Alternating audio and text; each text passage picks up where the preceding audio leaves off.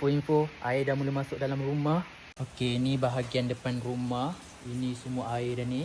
Okay, ni bahagian tempat duduk. Airnya masuk daripada lubang dalam longkang tu tau. Tapi ada penghalang lah sikit dekat sini.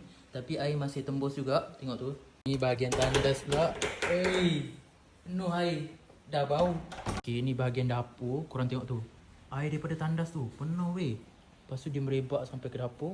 Sampai ke sini. Okay, ni kami dah angkat semua kapet-kapet. Takut basah. Korang tengok kosong semua ni. Lepas tu yang rak-rak kayu ni kami letak batu-bata.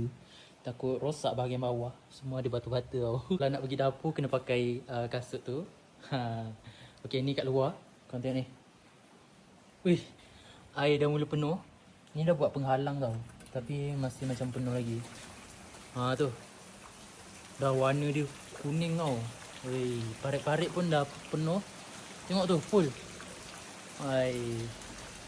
Tengok tu, parit belakang. Parit tu. Sumbat ke apa?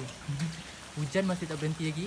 Kalau nak keluar, kena naik kayu ni dulu. Lepas korang tengok situ. Kucing-kucing tidur kat situ. Bawah ni hujan.